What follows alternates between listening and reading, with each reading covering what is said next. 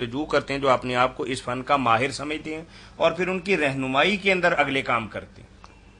ان چیزوں کی کوئی اصلیت ہے یعنی اس میں ہم نہیں پڑھتے، جیسے ڈاکہ جو اس میں بھی کچھ نفع ہیں، شراب نوشی میں بھی، مگر یہ شرم سارے کام جو ہے نا حرام ہے۔ بات ختم کرنی چاہیے اس پر کہ دین ہمیں ان باتوں کی اجازت دی ہے۔ آپ نے فرمایا جو جائے گا پوچھنے چوری کا پتہ بتانے والے پر ان کو سچا مانے گا تو وہ اس قرآن کا منکر ہو گیا جو مجھ پر اللہ نے اتارا۔ یہ سارا نجوم اور یہ عرافہ اور جو ہے نا یہ برے ستارے سب کفریات ہیں، ہے کچھ یا نہیں ہے، زہر بھی اثر رکھتا ہے، جادو بھی رکھتا ہے، مگر ہے حرام۔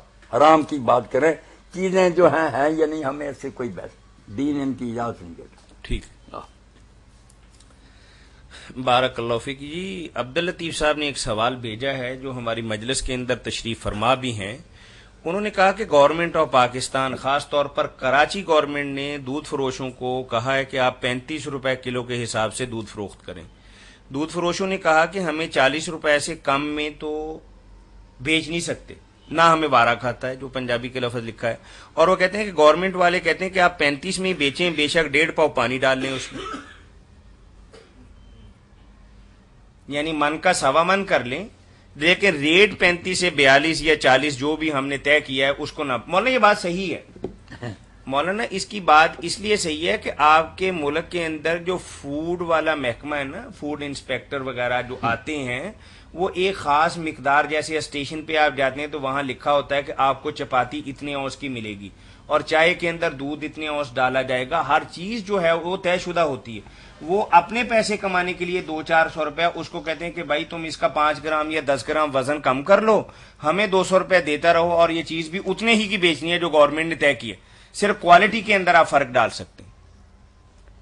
یہ تو سارا ناجائز ہی دھندا ہے۔ جب اس شے میں ملاوٹ ہو گئی، خالص نہ رہی، نہ اس کی وہ افادیت، نہ کوئی نفع، پانی پینے والی بات ہے نا، تو لوگوں کو بھی چاہیے، اگر وہ بیچارے 40 سے کم نہیں بیچ سکتے تو اس طرح کی جو ہے نا مہنگائی ختم کرنے کی تدبیر کے چیز میں کمی دے دو، لوگوں کو خوش کر دو کہ 40 کی بجائے 35، کیا فائدہ ہوا؟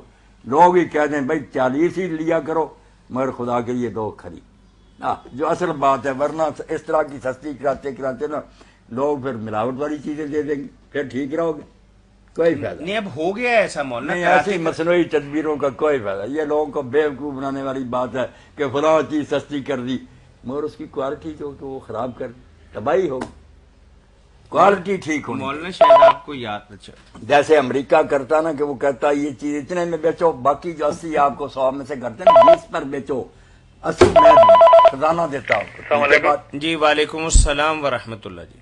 تاجروں کو بھی نقصان نہیں ہونے دیتا۔ جی فرمائیے بھائی۔ ان کی کہ اگر چیز 100 کی ہے نا تو وہ کہتے ہیں بیچنی ہے 20 میں ہی ہے، 80 ہم دے دیں گے خزانے۔ جی فرمائیے بھائی، آپ کی ہاں بات۔ جی، اچھا سر، میں وہ آواز آ رہی تھی تو مولانا صاحب کی میں نے کہا چلو۔ اچھا سر، میرا مسئلہ یہ ہے کہ ہماری ایک عزیزہ ہے، وہ مطلب جب چھوٹی تھی نا، یعنی کوئی 7-8 سال کی، تو اس وقت وہ گاسے کو سادہ سلف لینے بھی جاتی تھی۔ جی جی، ہاں جی، تو وہ چھوٹی عمر میں ظاہر ہے وہ نہیں پتا، تو انہوں نے وہ پیسے جو ہے دکاندار کو وہ نہیں دیے۔ ٹھیک ہے ٹھیک ہے، تو وہ پیسے جب وہ مطلب 300-400 ہو گیا، ہاں تو دکاندار نے مطالبہ کیا، یعنی یہ بہت پہلے کی بات ہے نا، اس وقت 300-400 کی اہمیت تو ہوتی ہے، ہوگی نا، تو وزیرہ کی جو ہے نا ان کے والد صاحب نے یعنی حلفیہ بیان دے دیا کہ میری بیٹی نے یعنی یہ پیسے آپ کو دے دیے ہیں، یہ خود نہیں رکھ سکتی۔ ٹھیک ہے، تو بیٹی نے بھی چپ کر، ڈر کی وجہ سے چپ کر رہی، تو اب وہ اس کو احساس ہوا ہے کہ میں نے یہ غلطی کی ہوئی ہے، اور واقعی پیسے کھائے ہوئے ہیں، ہاں جی، دکاندار کو نہیں دیے، ہاں جی، ضمیر جاگ اٹھا۔ تو اب کیا اس پہ کفارہ وغیرہ ہے یا کیا اس کا؟ وہ دکاندار یا اس کی اولاد وغیرہ اس کا پتہ ہے کوئی؟ مولانا پوچھ رہے ہیں کہ بیٹی جہاں سے سودا سلف خریدتی تھی کہ وہ دکان برقرار ہے؟ ہاں جی، وہ دکاندار مل جائے گا وہیں، دکان بھی برقرار ہے، دکاندار بھی الحمدللہ ہے جی، وہ پتہ کر لیں گے، پھر اگر وہ ان کو پیسے اگر دینے ہوئے واپس تو وہ ان کا صحیح بات تو میرے بھائی یہی ہے کہ اس کو پیسے دیے جائیں، جی، اسی کو پیسے دیے جائیں دکاندار کو، یا اس سے معاف کرائے جائیں، اس کے بغیر تو کوئی راستہ نہیں۔ اچھا، اس کے علاوہ مطلب کوئی اور کفارہ وغیرہ تو نہیں ہے؟ نہیں، کوئی کفارہ نہیں، اللہ معاف کرے، غلطی ہوگی، جھوٹی قسم بھی دے دی والد نے، جی اللہ معاف کرے، معافی مانگے اللہ سے، جی۔ پیسے اس کو دے، دکاندار کو نا پیسے پہنچائیں، جس اچھا، طرح پیسے اتنے ہی ہوں یا زیادہ دینے؟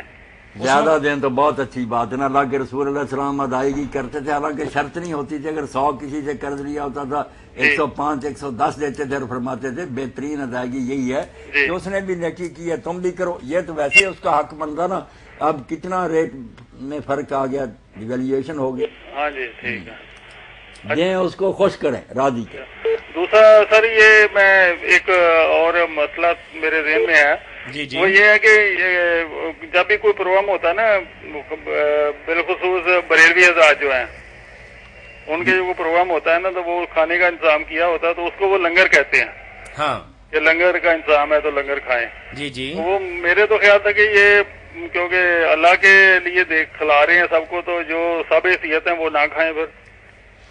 نہیں، یہ سارے کھائیں، ہاں جی یہ لنگر جو ہے نا، یہ امیر بھی کھائیں، غریب بھی کھائیں، یہ کوئی خیر خیرات نہیں، وہ صدقے والی بات ہے، یہ اللہ کے نام پر خوش ہو کر وہ اللہ کے لیے خرچ کرتے ہیں، اس لیے اس میں کوئی حرج نہیں، نہ یہ کوئی حرام ہے ناجائز، کوئی نہیں کھاتا اس کی مرضی، ورنہ نفرت نہیں کرنی چاہیے، امیر بھی شوق سے کھائیں، نہیں، میں نے کہا اللہ کے نام کا کھانا تو کھائیں۔ اچھا، اس میں مستحق لوگوں کا مطلب نہیں، یہ وہ مستحق جو ہے نا زکات صدقات والی بات وہ نہیں ہے، خود کہتے ہیں کہ صلاح عام ہے یاران نقطہ داں کے لیے، جو بھی یہ آئے تو جیسے کھائے۔ دعوت ہوتی ہے نا، آپ دعوت کرتے ہیں اس میں امیر بھی آتے ہیں غریب، یہ اس طرح کی چیز ہے کہ خوشی کے موقع پر دعوت ہے، لوگ آئیں، بات سنیں، بعد میں کھانے کھائیں، شوق سے کھائیں، شوق، مجھے بھی اگر کھلایا کریں تو بہت اچھی بات ہے، اس میں کوئی برائی ٹھیک ہے نہیں، سر، ٹھیک ہے۔ یہ کوئی غریبوں مسکینوں والا قصہ نہیں۔ السلام علیکم۔ وعلیکم السلام ورحمۃ اللہ۔